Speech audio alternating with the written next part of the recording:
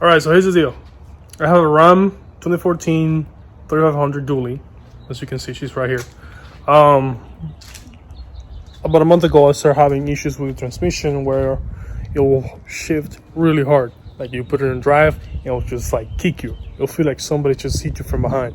And I read a lot of forums and whatnot, and I came to a conclusion that it's probably something like a solenoid that got stuck, or the valve body is having trouble or whatever. So I took it to the mechanic, and the mechanic did just that. The weapon transmission, he was able to find the solenoid that was broken. He changed the solenoid. We find out that the wiring harness had a burnt spot, so we got a new wiring harness, which I have right here. There you go.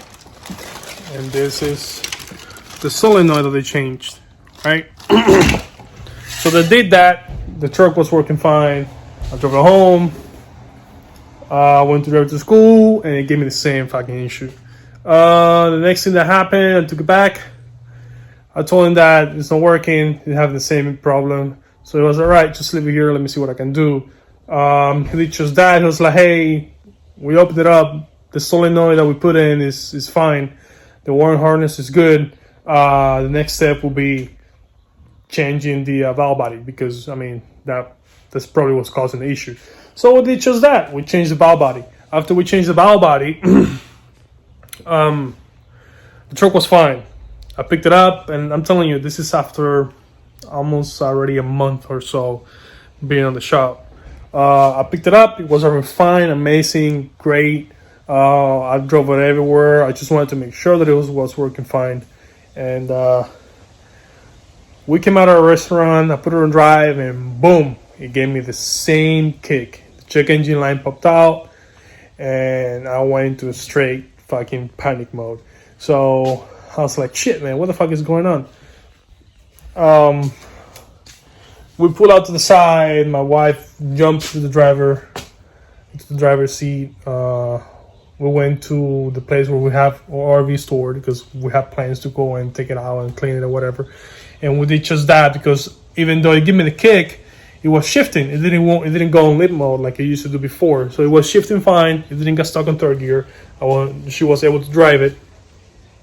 But it became a lot worse, with the time. Every single time you turn it off and turn it on, it'll take more and more times, because if you turn it off and you wait a little bit, you turn it on, sometimes the code clears and the truck is fine. It'll drive just fine. But sometimes it doesn't do that, so you have to do it multiple times, maybe 2, 3. At one point we did it 5 times. I didn't clear it out, so I was pissed, and we drove her home, and I didn't know what to do. I was going insane. And then I got into computer, more forums and everything, and a bunch of people said the same thing about this wiring harness that is under the driver's side, behind the wheel well on the front side. So I was like, damn. I mean, I kind of did say something about this, that there was some tape or whatever in there. So I got down there, and sure enough, apparently those wires come exposed, and they can be damaged by the road or whatever. I don't know if I have. Oh, there it is. So after I got down here, I checked the wire, and there it is.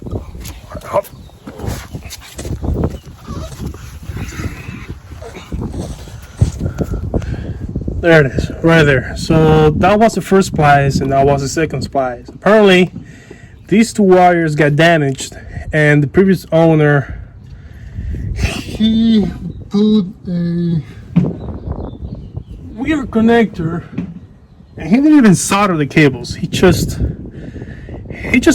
tied them together, put tape over them, and he left it like that. So this wire is exposed. I don't know if it comes like that from the factory. I don't think so. This wire is exposed right here.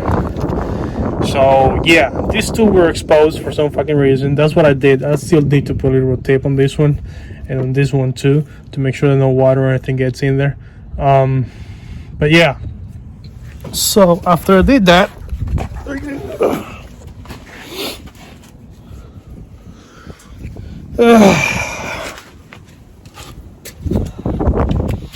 everything was working just fine. The truck was working fine. It's shifting good. Reverse, drive, parking, not kicking. It was giving me the code of the 4-wheel drive being unavailable. Now it's not saying that. So yeah, for those of you who are having the same issue, just go there and check those wires. Check those wires, because I spend a lot of money. Figuring out what the fuck was wrong. I still don't know if that's gonna fix the whole problem, because I just soldered the cables. We drove it for a little bit and it was fine. So hopefully that's it. And that's the end of the whole ordeal. If anything comes up, I'll post another video. But check those cables. The wiring harness of death. That's what I'm gonna call it. Yeah. So, alrighty, I'm gonna post a video, pictures of the codes that I got. That way you guys know which ones are they. So, yeah. All right. Thank you for watching.